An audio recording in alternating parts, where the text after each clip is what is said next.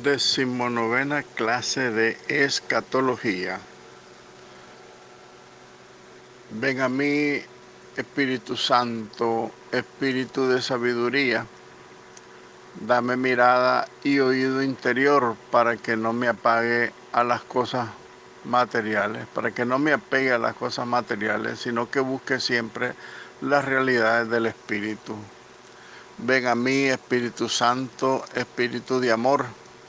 Haz que mi corazón siempre sea capaz de más caridad. Ven a mí, Espíritu Santo, Espíritu de verdad. Concédeme llegar al conocimiento de la verdad en toda su plenitud. Ven a mí, Espíritu Santo, agua viva que lanza a la vida eterna. Concédeme la gracia de llegar a contemplar el rostro del Padre en la vida y en la alegría sin fin. Amén. Bienvenidos, queridos hermanos, todos, a nuestra clase número 19 de escatología. Vamos a tratar, lo que pasa es que el tema del cielo, la bienaventuranza, es un tema largo, pero quisiera tratar de concluirlo hoy. Vamos a ver, si no, pues continuaré la próxima, pero quiero tratar de concluirlo para que después entremos al tema de la condenación eterna del infierno y después del purgatorio. Todavía nos quedan dos temas después del cielo. Estamos hablando del cielo. Y con este tema quisiera clarificar algunos criterios. No clarificar, sino profundizarlos más bien, ¿verdad? O hacer un resumen, una síntesis, mejor dicho, sobre la bienaventuranza. La palabra bienaventuranza, recuerden el capítulo 5 del Evangelio de San Mateo, donde Jesús dice: bienaventurados los pobres de espíritu, bienaventurados los limpios de corazón, bienaventurados los misericordiosos, bienaventurados los que trabajan por la paz, etcétera, etcétera, ¿no? Todas las bienaventuranzas. Pero la vida en el cielo de todos los salvados, una vez que terminemos con la muerte, este tiempo en la tierra, tiempo de merecer o de desmerecer, de acumular gracia o acumular desdicha, con la muerte termina el tiempo y pasamos a otro ámbito. Ya no existirá el tiempo, sino que existirá a partir de nuestra muerte la eternidad. Entonces, en este sentido, la muerte se termina en el tiempo de merecer y desmerecer, decíamos. Entonces, el que muere en gracia, por lo tanto, el que muere en gracia, que va a ser destinado a la gloria celestial, disfrutará de esta bienaventuranza eternamente. Ese es el criterio principal de la felicidad en el cielo. La bienaventuranza significa, por lo tanto, la felicidad que tendremos en el cielo. La bienaventuranza, por lo tanto, es eterna por su propia naturaleza, porque Dios es eterno, Él vive en el cielo, por lo tanto su estancia debe ser eterna. Todo lo que Dios crea es eterno. Incluso, fíjense ustedes, que aunque nuestro cuerpo se desgaste y muera, sin embargo, nuestro cuerpo tiene en sí mismo, por ontología, tiene por sí mismo semilla de eternidad. ¿Por qué razón? Porque está la promesa, recuerden ustedes, del credo. Creo en la resurrección de los muertos y en la vida eterna, ¿verdad? Decimos en el credo allá al final.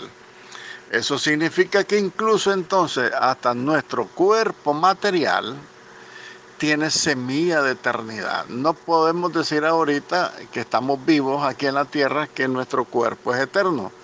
Nuestro cuerpo no es eterno en este sentido material. Pero sí sabemos por doctrina de fe que nuestra alma es inmortal. Nuestra alma tuvo principio, pero no tendrá fin.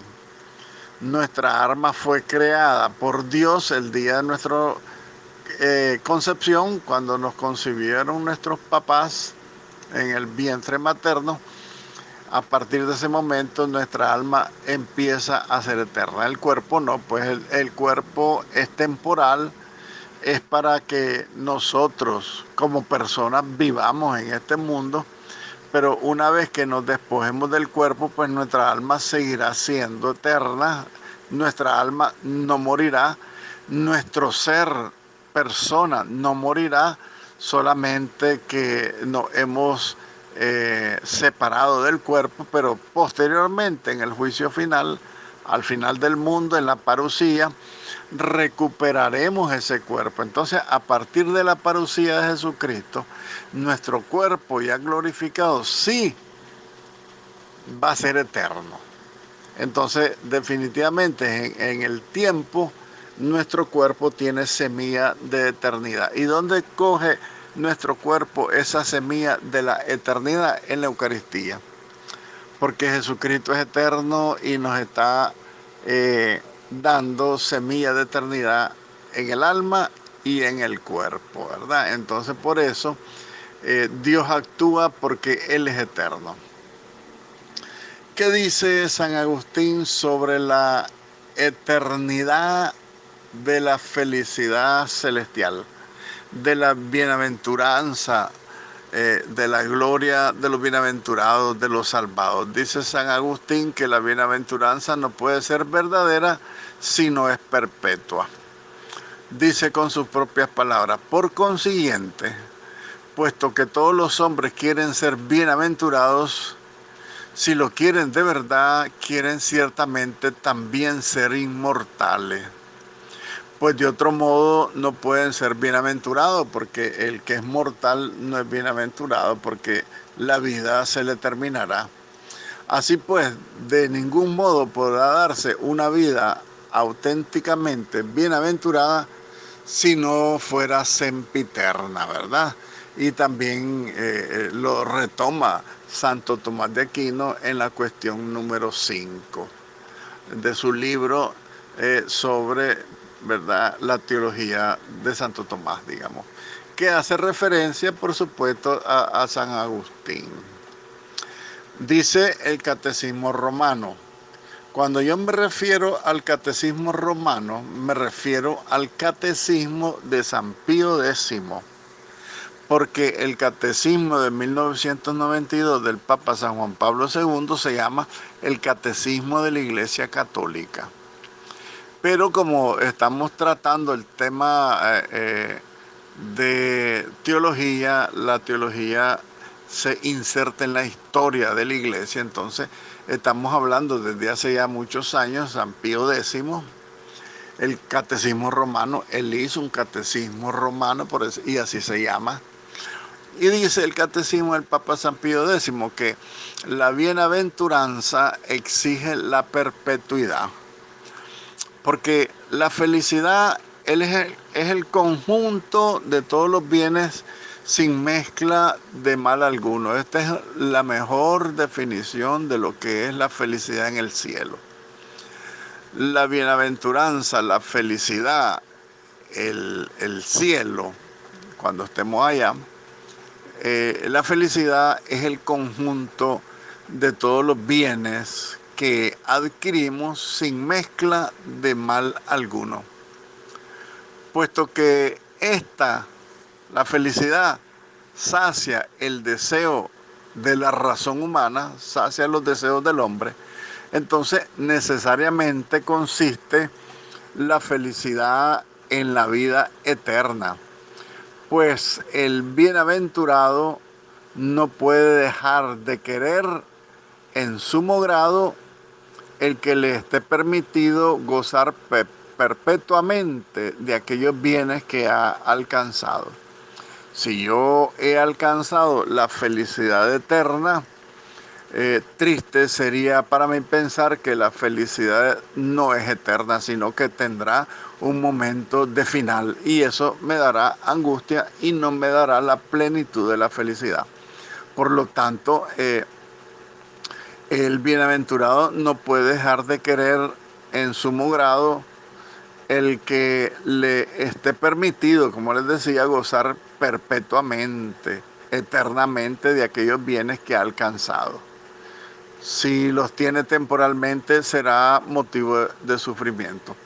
Entonces, por lo tanto, esta posesión de la bienaventuranza eterna no sería estable y no sería cierta, y nos daría un cierto sentimiento de angustia, eh, o un enorme tormento o temor de perder la bienaventuranza. Por eso dice Santo Tomás de Aquino, y refiriéndose también a San Agustín, que por sí misma la bienaventuranza es eterna, porque Dios es eterno y Dios no crea nada temporal. Todo lo que crea Dios es eterno.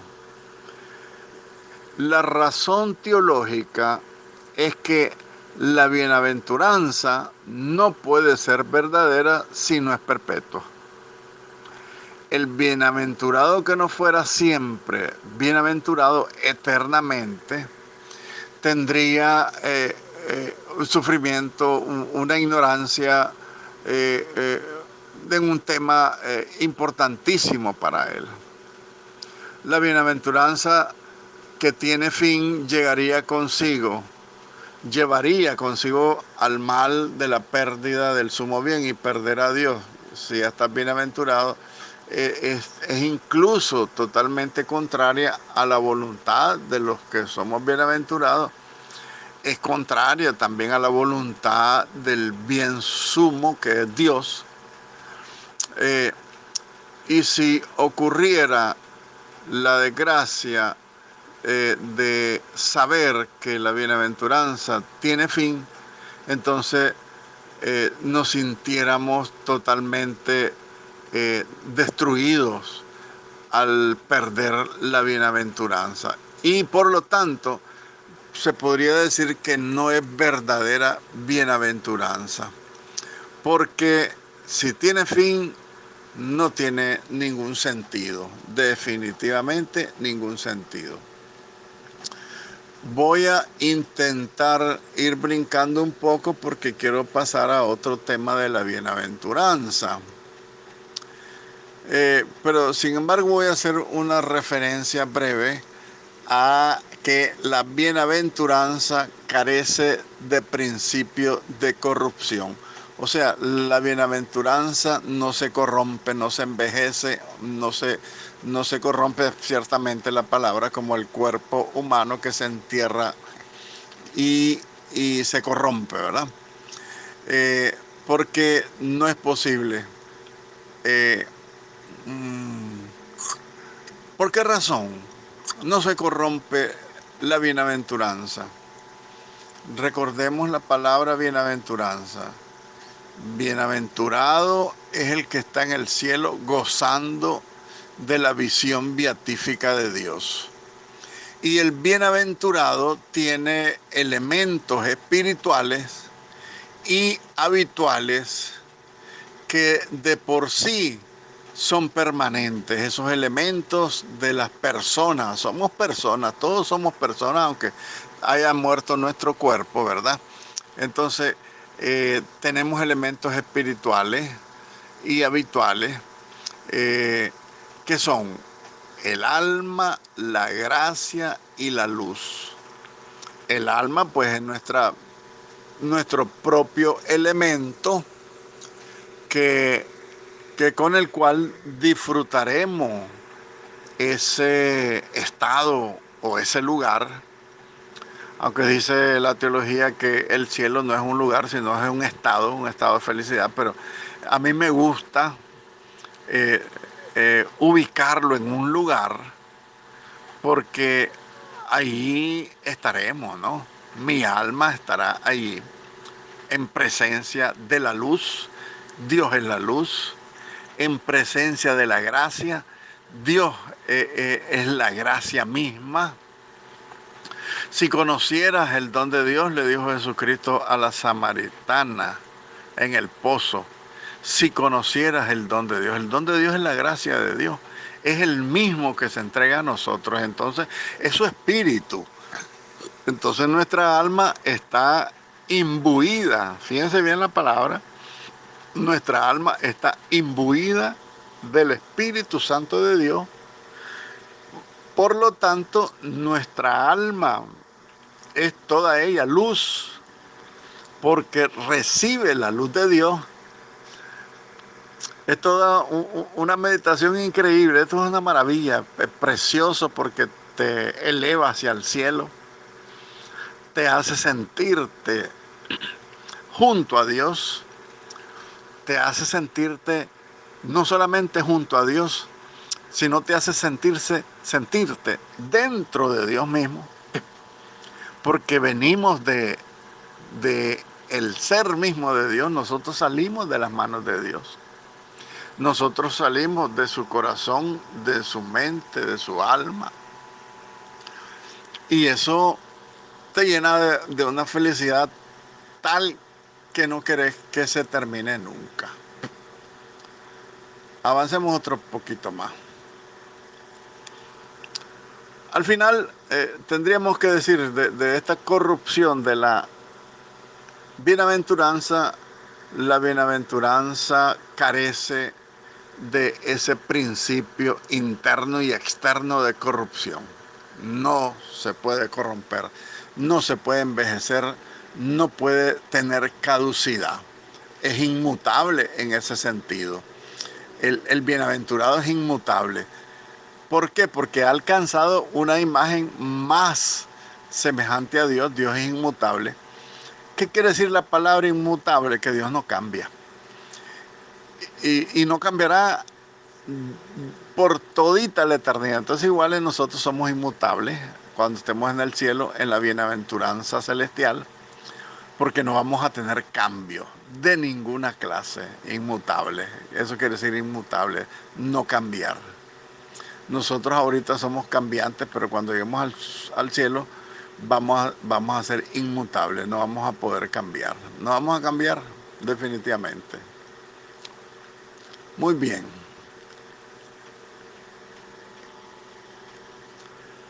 Continuamos entonces reflexionando sobre la bienaventuranza y tenemos que decir, quiero ver qué dice aquí en el 110. ¿Cómo es la duración del bienaventurado? Yo para terminar la eternidad de la bienaventuranza. Para terminarla, después vamos a otro tema. ¿Cómo es la duración del bienaventurado? La duración del bienaventurado no es el tiempo, entonces por lo tanto no tiene duración. El bienaventurado no tiene duración. ¿Por qué? Porque no estamos insertos en el tiempo cuando estemos en el cielo, sino que vamos a estar insertos en la vida sin término. Mientras que la eternidad propiamente dicha pertenece a Dios, Dios es eterno, es un ser totalmente inmutable. Y por otro lado, el tiempo es propio de la sustancia, tanto intrínseca como extrínsecamente mutable de la vida humana. Entonces, en nuestra alma, nosotros tenemos que dejar el tiempo, porque el tiempo es el propio de la sustancia intrínseca o extrínsecamente muda. En el tiempo es que nosotros podemos ir cambiando, transformándonos. Pero fíjense que no solamente en lo que es la parte corporal, sino incluso la parte psicológica y espiritual. Este es otro tema importante que tenemos que tener claro, que en en la vida temporal, que es la que tenemos aquí nosotros en la tierra, nosotros cambiamos corporal y espiritualmente. Recuerden que la conversión es un proceso de cambio y es un cambio espiritual. Entonces ahí nos damos cuenta que estamos en un tiempo de mutabilidad, estamos cambiantes permanentemente. Por supuesto que debería ser para mejorar, porque a veces cambiamos para empeorar. Otro ejemplo de la mutabilidad de nosotros es el carácter. Un día estamos alegres, otro día estamos amargados. Un día estamos felices, otro día estamos llorando. Un día tengo ganas de rezar, otro día no tengo ganas. Eso es ser mutable, cambiante. ¿Ve? Entonces, ciertamente nuestro cuerpo se va transformando, un cuerpo de niño a adulto, de anuncio a vejez, de vejez a ancianidad, etcétera. Pero también el alma, ¿no? El alma va cambiando, un alma niña, inocente, un alma pura, se va corrompiendo con los enemigos del alma, que es el mundo, el demonio y la carne. Eso nos va pervirtiendo, pero con nuestro proceso de conversión, nosotros podemos ir cambiando nuestra manera de ser, como decía San Pablo en la carta a los Romanos, capítulo 12. Cambiar nuestra manera de pensar para cambiar nuestra manera de vivir. Es el momento del tiempo donde nosotros podemos merecer o desmerecer, ganar mérito o ganar maldiciones. Eso quiere decir el tiempo de merecer o desmerecer. Es el tiempo de ganar gracias o de ganar maldiciones. Entonces, en ese sentido, el tiempo es el periodo propiamente mutable donde nosotros podemos ir cambiando. Por otro lado, la vida sin término es propia de la sustancia intrínsecamente inmutable. Miren qué interesante esto. La vida sin término, o sea, la vida eterna, porque ya está fuera del tiempo, la vida eterna es propia de la sustancia intrínsecamente inmutable. ¿Y cuál es la sustancia intrínsecamente inmutable? La misma esencia de Dios. Dios es inmutable, totalmente inmutable. Entonces, por esa razón, nosotros, al pasar a la vida sin término, pasamos a la propia esencia del inmutable que es Dios. Sin embargo, esta inmutabilidad se cambia en cierto modo bien en acto, bien en potencia, en acto y en potencia a causa de los actos que se suceden en nuestra vida sin término. Y esta clase de sustancia, por ejemplo, es la que tienen los ángeles. Fíjense bien cómo lo explica Santo Tomás de Aquino. Dice Santo Tomás de Aquino que en la vida sin término, la vida de los ángeles es sin término. Ellos también tuvieron principio, pero no tienen fin. Los ángeles, dice, ellos pueden estar de una manera o de otra manera. Por ejemplo, estar en potencia de ser ángel guardián de una criatura nueva que se creará pasado mañana. Está en potencia ese ángel de ser el ángel custodio. Y cuando nace la persona, Dios lo envía, entonces ya el ángel ya está de modo en acto. En potencia está en espera, quiere decir la palabra en potencia. Está en potencia quiere decir está en espera. Está en acto quiere decir que ya está haciendo lo que se le ha encomendado. Y son posiciones que pueden suceder, cambios, dice Santo Tomás de Aquino, en esas sustancias inmutables. ¿En qué sentido los ángeles son inmutables? Ellos no pueden cambiar el amor que le tienen a Dios un amor profundísimo con todo el alma, con todo su ser angélico. Sin embargo, tienen actuaciones en las que están en potencia o en acto. Ahorita que estoy hablando esto de en acto y en potencia, quiero hacerles referencia, no sé si lo hicimos alguna vez, pero quiero referírselo. Eh, los miembros del cuerpo místico de Jesucristo son los siguientes, ¿verdad? Los miembros del cuerpo místico de Jesucristo son todos los bautizados. Somos miembros del cuerpo místico de Jesucristo. Todas las almas del purgatorio son miembros del cuerpo místico de Jesucristo.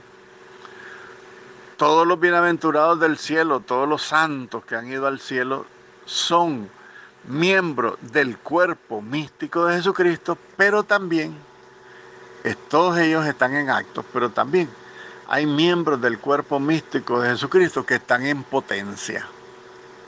¿Qué quiere decir esto? Que hay en el mundo millones de seres humanos, hombres y mujeres y niños y ancianos, que más adelante conocerán a Jesucristo y se bautizarán. Entonces, pasarán de estar en potencia al acto de pertenecer como miembros de su cuerpo místico. Entonces, en ese mismo sentido, pues la bienaventuranza también existe esos cambios, de cierto modo, en acto o en potencia, que es lo que causa los actos que se suceden, pues, en, en, ese, en esa vida sin término, digámoslo así, en la eternidad. Ahora bien, en el bienaventurado, o sea, el santo que está en el cielo, ni el alma ni el cuerpo permiten cambio alguno. Es lo que hablábamos anteriormente, ¿verdad? Que de alguna manera el cuerpo tiene semilla de eternidad, aunque el cuerpo muera, tiene semilla de eternidad, porque dice Santo Tomás, está hablando que el bienaventurado, ni en el alma, ni en su cuerpo, se permite cambio alguno. Por ejemplo, ¿quiénes están en cuerpo y alma en el cielo? Según la doctrina de la Iglesia, la Santísima Virgen María, el mismo Jesucristo está con su cuerpo humano. La Santísima Virgen María, nuestra Madre, está con su cuerpo y su alma en el cielo. Entonces, para ellos, dice, en los bienaventurados no existe ningún cambio en su cuerpo y en su alma. Su cuerpo y su alma han pasado a ser inmutables porque están pues en la presencia de Dios, en el sentido de la Santísima Virgen María, y mucho más el cuerpo humano de Jesucristo que está en una unión hipostática indisoluble con la segunda persona de la Santísima Trinidad. Es una cuestión tan hermosa que te da ese pensamiento tan lindo, pues, de que la pureza de esa alma y de esos cuerpos es infinita, porque se asemejan más a la infinitud de Dios. La visión misma es un solo y mismo acto ininterrumpido, la visión beatífica. ¿Qué quiere decir la visión beatífica? Cuando miremos cara a cara a Dios. Entonces esa visión beatífica es un solo y mismo acto ininterrumpido. O sea, no se termina nunca porque tenemos el alma, tenemos la gracia y tenemos la luz, decíamos, ¿se acuerdan? La gracia es el mismo Espíritu de Dios, la luz es la misma presencia de Dios, y no solamente al lado o fuera de nosotros, sino dentro de nosotros. Por eso es que nosotros estamos, como les decía la vez pasada, que somos como una gota de agua navegando en el inmenso mar de Dios. Somos una sola y misma cosa con Dios. Es una cosa a lo mejor hasta inexplicable, pero hermosísima. El estar navegando como una gota de agua en el inmenso mar de Dios, sentirte que eso es parte de Dios y eso te dará la felicidad de una manera maravillosa. Entonces decíamos, repitamos, la visión misma beatífica, ¿verdad? Es un solo y mismo acto ininterrumpido. La vida eterna es un contemplar cara a cara a Dios sin interrupción, sin que pase el tiempo, porque el tiempo se ha detenido. Estamos en el tiempo sin tiempo, en la eternidad, en la vida que no termina. Sin embargo, se da en la bienaventuranza la posibilidad de actos sucesivos acerca de otras cosas y por lo tanto la posibilidad de cierto cambio.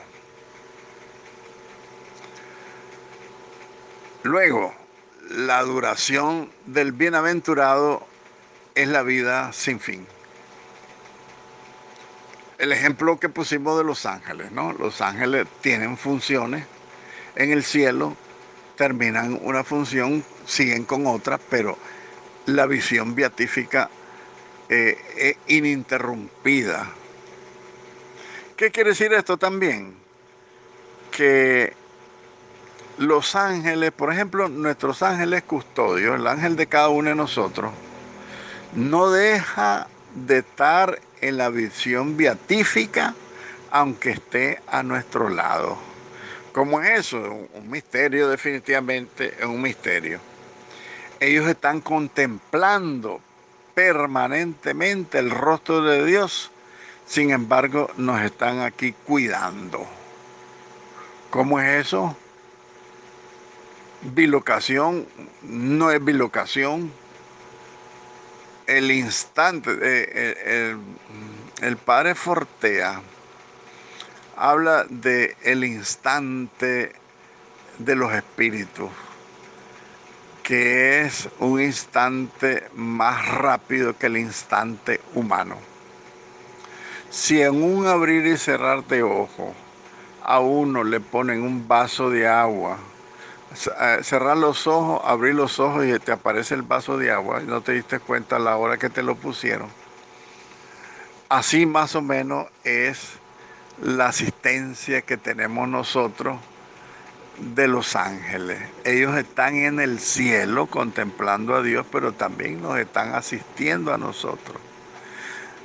Difícil explicárselo, no sé cómo explicárselo, pero quiero que me lo entiendan porque el padre Fortea explicaba por el problema de los exorcismos.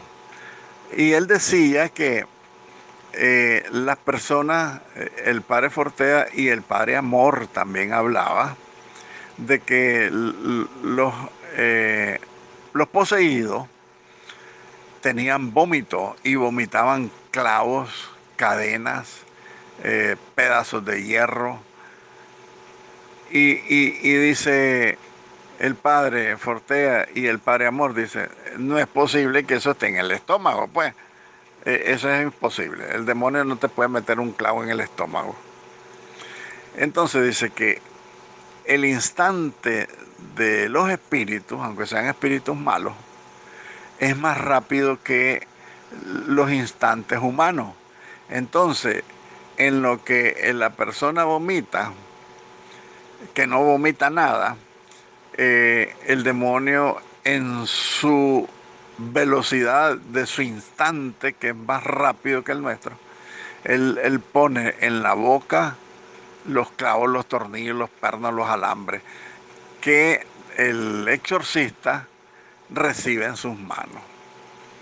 Entonces, eso mismo hay que aplicárselo a los ángeles buenos, que el Evangelio lo dice, los ángeles están contemplando permanentemente el rostro de Dios. Entonces, por esa razón, hay otras razones, les voy a poner otras razones. Cuando tenemos nosotros visiones, las visiones de la renovación carismática, hay visiones que son verdaderas, definitivamente que no tenemos que tener dudas. Cuando nosotros vemos en nuestras visiones, yo miré una vez a San Juan Bosco, otros que miran, por ejemplo, los que ven a la Santísima Virgen María, los videntes. La Santísima Virgen María no deja de estar en el cielo, sin embargo ella se aparece y la vemos aquí.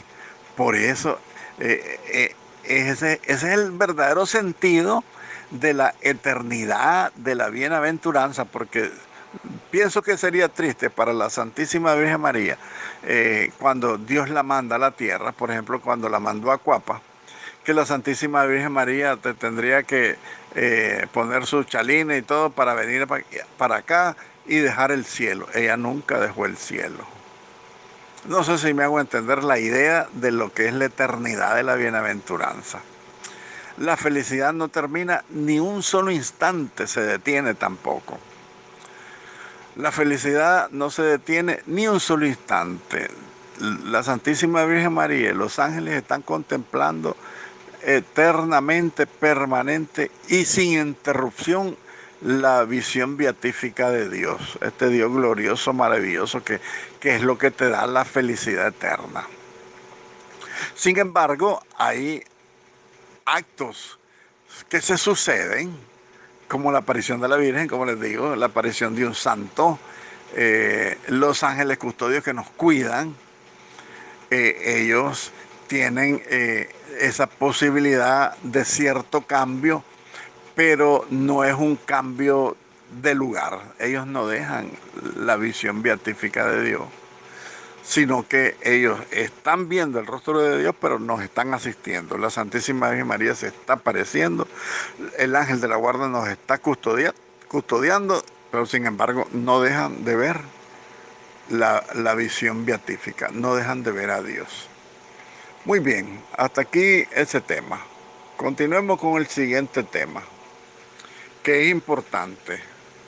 La desigualdad de la bienaventuranza. Es el artículo número 6 que está en la página 104 de ese folleto grandote que les mandé de los novísimos, de 339 páginas. No sé cuántas páginas tienen para ustedes. Yo se los mandé un día de estos que me lo volvieron a pedir y ahí lo tienen. Si pudieran imprimirlo sería bueno, porque interesante es seguir la clase con el folleto en la mano, porque así uno analiza, profundiza. ¿Por qué razón? Porque yo no voy leyendo párrafos seguidos, pues yo voy salteándome párrafos porque es demasiado grande el folleto porque quiero terminar unas 2, 3 clases más, terminar el tema de la escatología. No es porque ya no quiera, sino la idea es que ustedes tengan una visión amplia de todo el tema, toda la facilidad de los recursos, y después les toca a ustedes la autoformación, seguir estudiando. Yo estudié hace 30 años la teología y yo aún hoy sigo estudiándola, y de esa manera es que uno va aprendiendo otro poquito más, otro poquito más.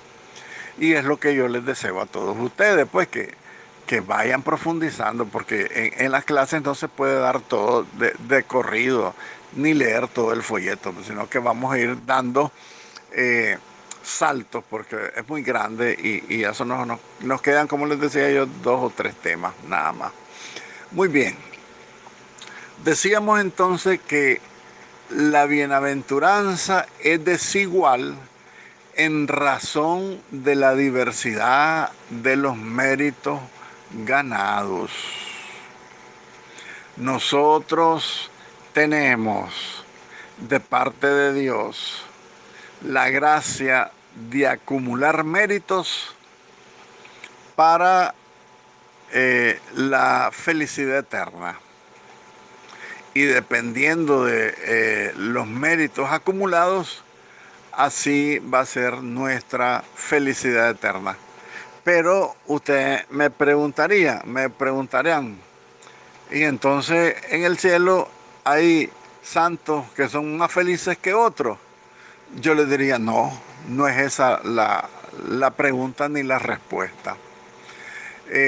Más bien está, como lo dice la Sagrada Escritura, que en el cielo hay rangos, hay categorías, hay diversidad de puestos, así como la misión de la iglesia, ¿no? Como dice el Evangelio, o San Pablo, que dice, a unos los hizo profetas, le dio la vocación de profetas, a otra la vocación de pastores, a otra la vocación de predicadores, a otro la vocación de curar enfermos, etcétera, etcétera. Hay diversidad de funciones y por lo tanto hay diversidad de categorías en el cielo.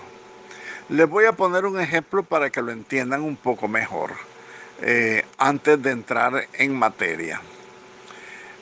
Supongamos que el que acumuló muy poquitos méritos y se va al cielo es como el que tiene una copita chiquita.